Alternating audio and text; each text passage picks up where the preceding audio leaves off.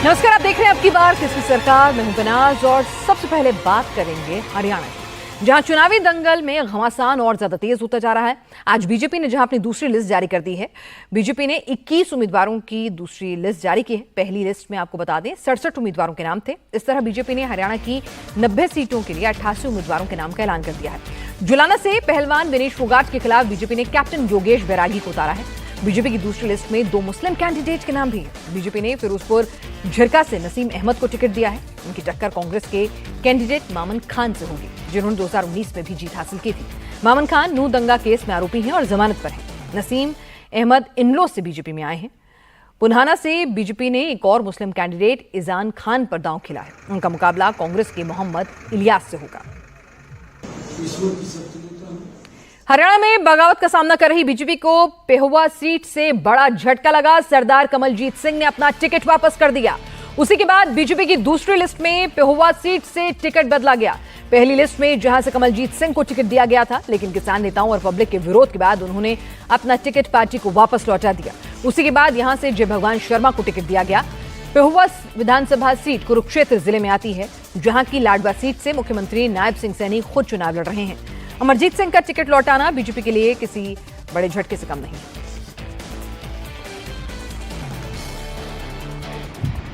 दिन प्रतिदिन जो रोष व्यक्त किया, और कल भी जो मेरे भाई सरपंच भी थे, उन्होंने भी कहा कि हम ये टिकट बदली जाए तो हम नहीं तो हम इस्तीफा दे देंगे। सबसे ज़्यादा जो ये मेरे सिख चेहरे थे, इन्होंने जो विरोध किया तो मुझे सबसे ज़्यादा चोट यहाँ लगी। करते हैं कि हमारे सिखों को राज्यसभा में भेजो, हमारे सिखों को लोकसभा में भेजो, विधानसभा में भेजो, लेकिन जब अजराने का नाम आया तो बड़ी एक तड़प सी महसूस मैंने की है। जो को ध्यान में रखते हुए मैंने पार्टी हाईकमान के आगे ये मांग की कि मैं ये जो आपने टिकट दी है, मेरा मान बढ़ाया, लेकिन मैं ये विड्रॉ करता हूँ। और ये बात मैंने बड़े दुखी हृदय से कही है। अभी आप सोचो, इस पर विचार करो, ऐसा चलता रहता है, लेकिन मैंने कहा कि मैंने मन बना लिया है। क्योंकि पार्टी ने तो ये फैसला कर रखा है कि कोई टिकट नहीं बदलेंगे, कोई विरोध। मुख्यमंत्री जी का भी फोन आया था, उन्होंने भी कहा कि किसी की टिकट नहीं बदली जाएगी। उनका फैसला, मैं उनसे बहुत खुश था, लेकिन जो जन भावना है मैं उसमें ये कदम उठा रहा हूँ। मुख्यमंत्री नायब सिंह सैनी ने आज लाडवा विधानसभा से नामांकन दाखिल कर दिया। सीएम सैनी का नामांकन भरवाने के लिए केंद्रीय मंत्री मनोहर लाल और कुरुक्षेत्र के लोकसभा सांसद नवीन जिंदल भी पहुंचे। नामांकन के बाद मुख्यमंत्री ने कहा कि हरियाणा में बीजेपी की लहर है, वो लगातार तीसरी बार सरकार बनाएगी। नामांकन से पहले सीएम सैनी ने परिवार के साथ हवन भी किया, फिर रोड शो किया और उन्होंने परिवार के साथ सीट बदलने के बाद लाडवा में जीत का क्या प्लान बनाया है, बात की हमारे संवाददाता ने। तस्वीर जो इस वक्त आपको नजर आएगी कि ट्रैक्टर चलाकर, और साथ में मनोहर लाल खट्टर जो पूर्व मुख्यमंत्री हैं वो भी यहाँ पर नजर आएंगे, विक्ट्री चिन्ह, नवीन जिंदल, ये तमाम बड़े नेता और खुद मुख्यमंत्री जो है वो ट्रैक्टर चला रहे हैं। उनके बगल में मनोहर लाल खट्टर हैं और साथ ही नवीन जिंदल भी आपको यहाँ पर नजर आएंगे। नॉमिनेशन फाइल करने के लिए जा रहे हैं। कितना बड़ा उत्साह, क्योंकि एक पर्व का माहौल यहाँ पर नजर आ रहा है। मैं लाडवा की सरदारी का बहुत बहुत दिल से धन्यवाद करता हूं, जो इतना जोश, उत्साह, प्यार अपने बेटे के लिए आज दे रहे हैं। और मुझे पूर्ण विश्वास है हरियाणा में तीसरी बार भारतीय जनता पार्टी की सरकार बड़े मैंडेट के साथ बन रही है। बहुत उत्साह लोगों में है और तीसरी बार भारतीय जनता पार्टी की सरकार बनने जा रही है। लोगों ने मन बना रखा है। उत्साह देखो आप कितना है। सब, हर व्यक्ति खुश है और हर व्यक्ति सरकार की नीतियों से संतुष्ट है। हर वर्ग संतुष्ट है, चाहे किसान है, चाहे महिला है, चाहे युवा है, चाहे मेरा गरीब है। और आज गरीब को रोजगार मिला है बिना पर्ची, बिना खर्ची के। यहाँ के बेट गांव में गई थी, 20 बच्चे बिना पर्ची, बिना खर्ची के लगे हैं। और वहाँ लोग मेरे को ये कहते, बहन जी आप और जगह की चिंता करें, यहाँ की चिंता छोड़ दो, हम चुनाव लड़ेंगे। आज अहम दिन है, नॉमिनेशन फाइल करने के लिए जा रहे हैं, तो क्या खास आज जो है इनको खिलाया ताकि दिन शुभ रहे? एक प्रथा होती है कि दही खिलाकर भेजा जाता है, आपने क्या?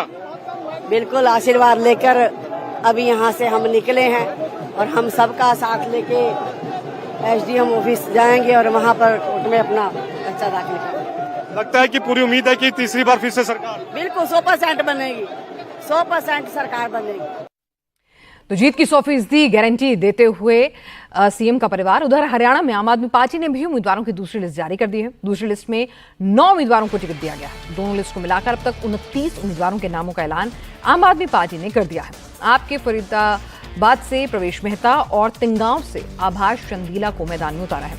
यमुनानगर के साढौरा से रीता बमनिया, थानेसर से कृष्ण बजाज, इंद्री से हवा सिंह रातिया, मुख्तिया सिंह बाजीगर, अहमदपुर से भूपेंद्र सिंह बेनीवाल, बरवाला से प्रोफेसर छत्रपाल सिंह और बावल से जवाहरलाल को टिकट दिया गया है। आम आदमी पार्टी ने जिन 29 सीटों पर अब तक कैंडिडेट का ऐलान किया है, उनमें से 15 सीटें ऐसी हैं जिन पर 2019 में भी चुनाव पार्टी ने लड़ा था, लेकिन सभी 15 सीटों पर उनकी जमानत जब्त हो गई थी। इसके अलावा एक और बात आपको बता दें कि क्यों कहा जा रहा है कि अब आम आदमी पार्टी और कांग्रेस की डील के पटरी पर आने की संभावना मुश्किल ही लगती है। आपने जिन 29 सीटों पर कैंडिडेट का ऐलान किया है, उनमें 14 सीटें ऐसी हैं जहां कांग्रेस ने पहले से ही अपने कैंडिडेट घोषित कर दिए हैं। आपने जो 29 सीटें घोषित की हैं, उनमें 2019 में कांग्रेस को 11 सीटों पर जीत मिली थी, तो लगता नहीं कांग्रेस इन पर दावेदारी छोड़ेगी। इन 29 सीटों में 2024 के लोकसभा चुनाव में 12 पर कांग्रेस को लीड मिली थी। करके दिखाया वो हरियाणा में पूरा करके दिखाना है। और भारतीय जनता पार्टी का जो कुशासन है 10 साल का, जिसमें किसानों के ऊपर लाठियां चलाई गई, नौजवानों को अग्निवीर की आग में झोंका गया, बेरोजगारी की दलदल में हरियाणा को फेंका गया, उन सारे मुद्दों को सामने लाकर अहंकारी सत्ता जो भारतीय जनता पार्टी की 10 साल की है, उसको उखाड़ने का काम हम लोग करेंगे। और अब आपको बता दें कि कांग्रेस और आम आदमी पार्टी ने अब भी सीट शेयरिंग के लिए बैकडोर से बातचीत खोली रखी है, यानी कि पिछले दरवाजे से बातचीत चल रही है। अगर आखिरी वक्त तक कोई भी समझौता हो गया तो कैंडिडेट वापस भी ले जा सकते हैं, लेकिन अब कहा जा रहा है कि भाई अब दूसरी लिस्ट भी आ गई है, तो ये संभावना जो है वो कम ही है। हालांकि दोनों नेता जो है डिनाय कुछ नहीं कर रहे हैं। आम आदमी पार्टी 10 सीट पर अटकी हुई थी और कांग्रेस कह रही थी भाई 3 से 5 सीटें देंगे, इससे ज्यादा एक भी नहीं। इसके अलावा समझौते में सबसे बड़ी अड़चन ये थी कि आम आदमी पार्टी वही सीटें मांग रही थी जहां पर कांग्रेस की स्थिति काफी मजबूत है। भूपेंद्र सिंह हुड्डा ने आम आदमी पार्टी को शहरी सीटों पर लड़ने के लिए कहा था, जहां बीजेपी मजबूत है। इसके अलावा हरियाणा कांग्रेस के लोकल नेताओं ने भी आम आदमी पार्टी से गठबंधन का विरोध किया था। उन्होंने कहा था कि अगर हरियाणा में आम आदमी पार्टी मजबूत होती है तो दिल्ली, पंजाब की तरह यहां भी कांग्रेस का वोट खिसक कर ही आम आदमी पार्टी के पास जा सकता है, यानी कि नुकसान फ्यूचर में कांग्रेस को ही होगा। पूर्व मुख्यमंत्री मनोहर लाल खट्टर ने कहा कि कांग्रेस और आप की डील पर उन्होंने एक तंज कसा चुटकी ली कि यह शुभ संकेत है कि हरियाणा में बीजेपी लगातार तीसरी बार सरकार बनाने जा रही है। कि निश्चित रूप से हरियाणा में तीसरी बार भारतीय जनता पार्टी की सरकार हमारे मुख्यमंत्री श्री नायब सिंह सैनी जी के नेतृत्व में ये बनने वाली है। और इसका विशेष तौर पर मैं इसलिए कहूंगा कि कांग्रेस हार की तरफ बढ़ रही है, क्योंकि जिस प्रकार के उनके यहाँ स्वर निकल रहे हैं कि इसके गठबंधन करो, उससे गठबंधन करो, और जिनसे वो गठबंधन का हाथ आगे बढ़ाते हैं वो उनको नकार करके पीछे कर देते हैं और उनका गठबंधन हो भी नहीं पा रहा है, तो एक हार की तरफ बढ़ने के संकेत उनके मिल रहे हैं। वहीं पूर्व मुख्यमंत्री भूपेंद्र सिंह हुड्डा ने कहा कि बीजेपी के 10 साल के राज में हरियाणा विकास की पटरी से उतर गया है। इस बार लोग बदलाव के लिए वोट करेंगे और बीजेपी को सत्ता से बाहर करेंगे।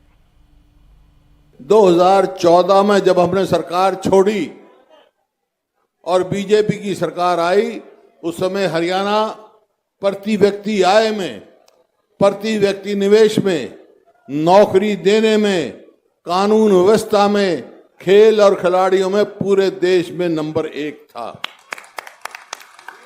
आज किस चीज में नंबर 1 है? चौधरी उदयभान जी ने बताया। आज बेरोजगारी में नंबर 1 है। मेरे आंकड़े नहीं है, प्लानिंग कमीशन के आंकड़े हैं। आज महंगाई में, अपराध बहुत तेजी से बढ़ रहा है, और खेल और खिलाड़ियों की तो आप देख रहे हो। हमारी बेटियों को किस तरह अपमानित किया गया जंतर मंतर पे। इस सरकार को सारे होटल के प्रमुख व्यक्ति यहां बैठे हैं, एक काम बता दो इस सरकार ने किया होटल, एक काम बता दो, खुला सवाल है मेरा। फिर भाई किस नाम की वोट मांग रही है, पूछो इनसे। राहुल गांधी अमेरिका के 3 दिन के दौरे पर हैं और आपको बता दें कि जिस तरह से वहां पर लगातार वो बयान दे रहे हैं, उसको लेकर बीजेपी उन पर हमलावर है। उस खबर पर पूरी अपडेट देंगे कि किस तरह के रिएक्शन निकल कर आ रहे हैं। लेकिन एक बार फिर से हरियाणा लौटते हैं, जहां पर विनेश फोगाट को टिकट मिल चुका है। पूजा अर्चना वो भी कर रही हैं। कैसे उन्हें अपने राजनीतिक सफर में आगे बढ़ना है, कैसे लड़ना है, वो कह रही हैं सोच समझकर फैसला किया है। लेकिन भाई ऐसा लग रहा है कि विनेश के परिवार में इसको लेकर एका नहीं है। पहले साक्षी मलिक का बयान आया था और अब यहाँ पर महावीर फोगाट ये कह रहे हैं कि भाई कांग्रेस ने उनको बरगला दिया है। विनेश को राजनीति से ज्यादा खेल पर ध्यान करते हुए अगले ओलंपिक की तैयारी करनी चाहिए थी। कई बार जिंदगी में ऐसी परिस्थिति आ जाती है कि आप नहीं चाह के भी कुछ काम करना पड़ता है आपको। मेरी मजबूरी है, मेरी पीड़ा है और मेरे अपने लोग समझते हैं इस चीज़ को। बस जो भी फैसला लिया है मैंने अपने बड़ों के आशीर्वाद से लिया है। ये मेरा कोई निजी फैसला नहीं था, बड़ों ने आशीर्वाद दिया है, बड़ों ने मुझे बुलाया है, तभी मैं इनके बीच में आई हूँ। और अब एक बार फिर से बात करते हैं राहुल गांधी के अमेरिका दौरे की। 3 दिन के दौरे पर राहुल गए हैं अमेरिका, जहां वो खुलकर मोदी और उनकी सरकार पर हमला बोल रहे हैं, जिसके लिए वो जाने जाते हैं। लेकिन पहली बार राहुल गांधी ने कहा कि उन्हें मोदी पसंद है। राहुल गांधी का यह बयान ऐसे समय आया जब पहले दिन बयानों पर जमकर हंगामा मचा। राहुल ने जो पहले दिन बोला उस पर खूब उनको खींचा गया और बीजेपी ने कहा था कि विदेशी धरती पर वो देश का अपमान कर रहे हैं। अब राहुल गांधी ने कहा कि उन्हें तमाम मुद्दों पर प्रधानमंत्री नरेंद्र मोदी के दृष्टिकोण से वो सहमत नहीं, लेकिन वो मोदी को पसंद करते हैं। हालांकि उन्होंने ये भी कहा कि जो नरेंद्र मोदी सरकार ने फैलाया था झूठ, वो इस बार भी लोकसभा चुनाव के बाद खत्म हो गया है, जो डर फैलाया था। राहुल ने विदेशी धरती पर यह भी कहा कि मोदी के विचार 56 इंच का सीना और भगवान से सीधा संबंध लोकसभा चुनाव के बाद सब कुछ छूमंतर हो गया। हालांकि बाद में उन्होंने खुद को संभाला और कहा कि विचार और दृष्टिकोण भले ही ना मिलते हों, लेकिन वो नरेंद्र मोदी से नफरत नहीं करते, उन्हें प्रधानमंत्री मोदी से सहानुभूति है। I mean, you will be surprised, but I don't actually hate Mr. Modi. I don't. Like, I get up in the morning and okay, you know, he's got a point of view, fine. I don't agree with his point of view, but I don't hate him. And in fact, in many moments, I empathize with him. Right? So it's not that I think that he's my enemy and now I hate him and he's got to be, no. He's got a different point of view, I got a different point of view. I have empathy and compassion for what he's doing. And I think that's a much better place to be. Instead of this thing that, you know, him versus me, I don't think that's productive. Rahul Gandhi ने America में राजनीति का love वाला angle भी बताया और कहा कि कैसे इससे उन्हें फायदा हुआ। उन्होंने कहा कि वो करीब 20 साल से राजनीति में हैं, लेकिन उन्होंने यही देखा कि नेता एक दूसरे पर हमले करते हैं, आलोचना करते हैं, लेकिन कोई अपने विरोधी के लिए लव जैसे शब्दों का इस्तेमाल नहीं करता है। लेकिन जब उन्होंने अपनी पहली भारत जोड़ो यात्रा शुरू की तो उन्होंने राजनीति में इसके महत्व का समझा और इसका पता जो था उस यात्रा के दौरान उन्हें सफर में चला और यहीं से उनकी पार्टी को नफरत के बाजार में मोहब्बत की दुकान वाला आइडिया स्लोगन मिला। हालांकि राहुल गांधी इस रास्ते पर चलकर भी लगातार तीसरी बार सरकार बनाने लायक सीटें तो कम से कम नहीं जीत सके। I walked from Kanyakumari to Kashmir, right? And halfway through that walk, I started asking myself a question. And I was in politics from 2004. And I started asking myself, why have I never used the word love as a politician? Like, and nobody uses it, right? We use anger, we use hatred. Every day you can read it. Nobody uses love. And then I was like, well, let me try. It works. It works much better than hatred. And it works practically, right? So, when the yatra started, Nobody. If I used to meet them, they used to say, hello, Mr. Gandhi, how are you? Very nice to meet you. Lovely to meet you. Nobody ever said, I love you. Now, no, I'm serious. Now I walk out, I'm serious. I walk out to a restaurant and after the restaurant saying, we love you. You know, I did it in my yatra and it's changed my way of looking at my work completely. So I think it's a very powerful thing. Rahul Gandhi ने America की धरती पर बड़ा आरोप लगाते हुए कहा कि बीजेपी को डर फैलाने में सालों साल लग गए, लेकिन लोकसभा चुनाव नतीजों के बाद ये डर कुछ सेकंड में ही गायब हो गया। उन्होंने प्रधानमंत्री मोदी पर ईडी, सीबीआई जैसी एजेंसियों का डर फैलाने का आरोप लगाया। राहुल गांधी ने कहा कि अब उन्हें किसी से डर नहीं लगता। Something has definitely changed after the election results.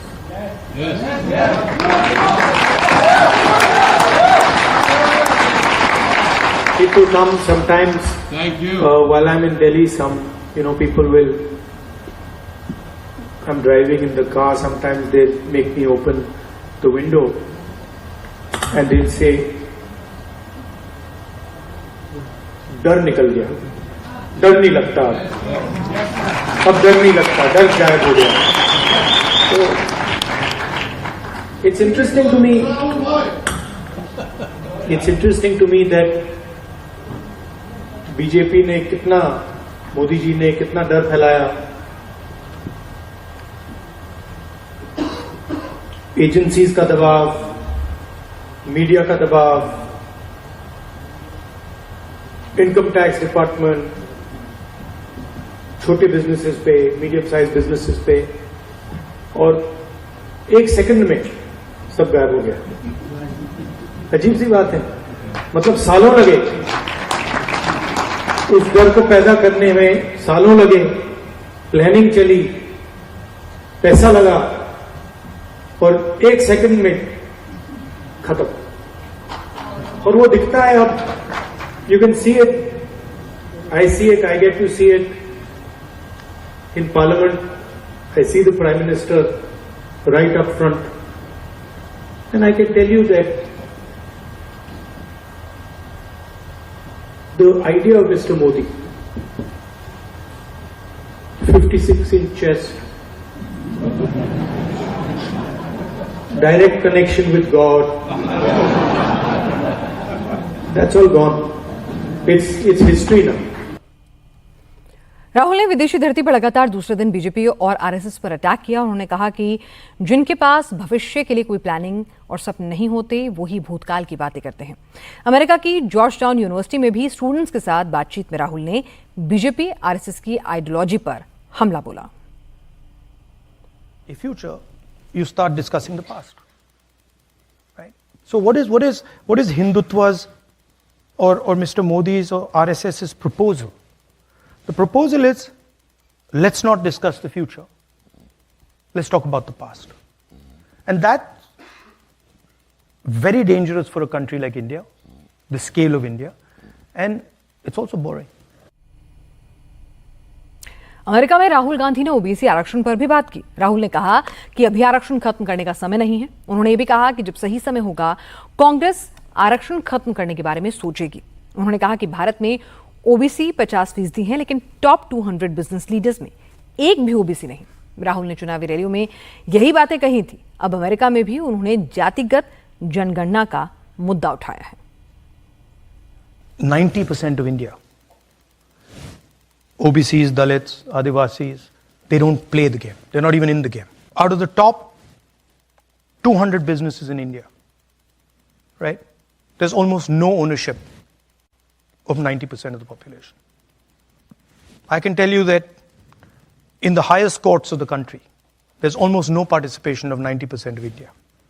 I can tell you that in the media, national media, anchors, journalists, there is zero participation of lower caste, OBCs, Dalits, Adivasis, right? So, and the people know this. It's not that this is not known. The large mass of people understand this, and they look at India and they say, okay, where is our participation? Rahul Gandhi ने Washington DC की George town university में चुनाव आयोग को भी कटघरे में खड़ा करने से गुरेज नहीं किया। राहुल गांधी ने कहा कि लोकसभा चुनाव में आयोग ने बीजेपी के इशारे पर काम किया। राहुल ने कहा कि चुनाव कार्यक्रम ऐसे बनाए गए जिससे नरेंद्र मोदी को चुनावी कैंपेन में सहूलियत मिल सके। और राहुल यहीं नहीं रुके, उन्होंने देश के इलेक्शन सिस्टम को बदनाम करते हुए यहां तक कह दिया कि वो लोकसभा चुनाव को स्वतंत्र चुनाव नहीं मानते। उन्होंने कहा कि ये चुनाव काफी हद तक नियंत्रित थे। अगर निष्पक्ष चुनाव होता तो बीजेपी 240 सीटों के आसपास भी नहीं पहुंच पाती। I don't think the BJP, in a fair election, they were nowhere near 240 seats. No way. I mean, I'd be surprised if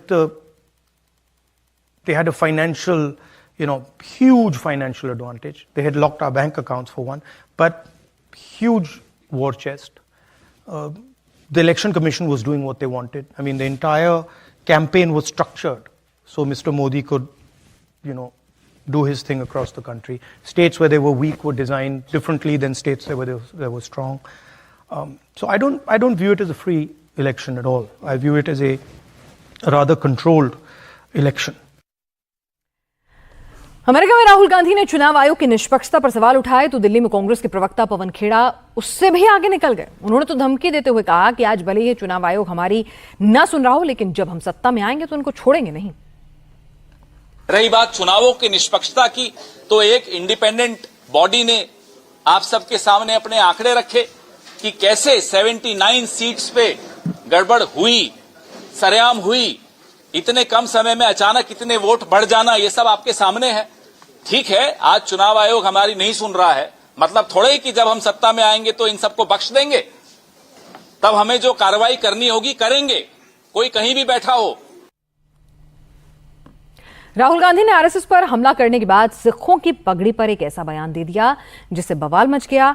Rahul Gandhi ने कहा कि भारत में सिखों को पगड़ी पहनने की इजाजत मिलेगी या नहीं, इन्हें भारत में कड़ा पहनने की इजाजत मिलेगी या नहीं, सिख गुरुद्वारे जा पाएंगे या नहीं, वो भारत में इस बात के लिए लड़ाई लड़ रहे हैं।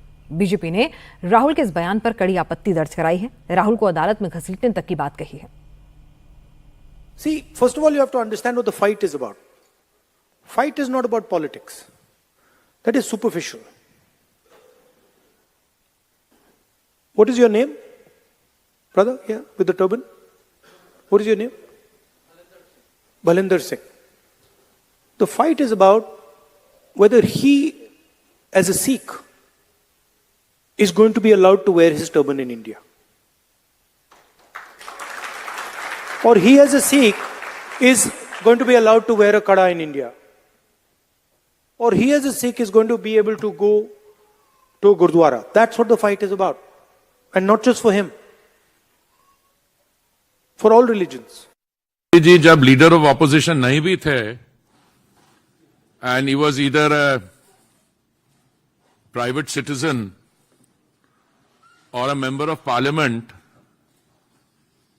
शब्दों का इस्तेमाल नाप तोल कर करना was never his strong point. Issues हैं sensitive which involve our national identity, our unity, the strength of our unity in diversity, इन चीजों के बारे जब वो बयान देते हैं तो मुझे लगता है कि ये एक नया किस्म का narrative which I think is a dangerous narrative. BJP कह रही है कि तुष्टीकरण की राजनीति करने वाले राहुल गांधी उसे सिखों की पगड़ी और गुरुद्वारे पर ज्ञान न दें। 1984 के सिख दंगे कभी समाज भुला नहीं सकता है। उन्होंने कहा कि राहुल राजनीति में बहुत ही निचले स्तर पर कूद गए हैं। गांव की कहावत है, 100 चूहा खा के बिल्ली चली हज करने। जो कांग्रेस पार्टी आजादी के बाद से तुष्टीकरण की राजनीति की, सिखों का कत्लेआम किया और वो आज पाठ पढ़ाने चले हैं, तो मेरे यहाँ कहावत है, जो अज्ञानी ज्यादा होते हैं वो अपने ज्ञान का प्रदर्शन ज्यादा करते हैं। यही राहुल गांधी है। कोई देश में इतना थेथर राजनीतिक नहीं मिल रहे जो तीसरी बार चुनाव में 99 नहीं पार कर पाए, 400 लिख रहे थे हमारी सरकार बनेगी, 300 आना तय है, 300 आना लिख देता हूं, कहां गया? इसलिए इस थेथरोलॉजी का जवाब नहीं हो सकता। इसलिए इनके जब प्रश्नों का जवाब देना बिलो द बेल्ट अपने आप को ले जाना है।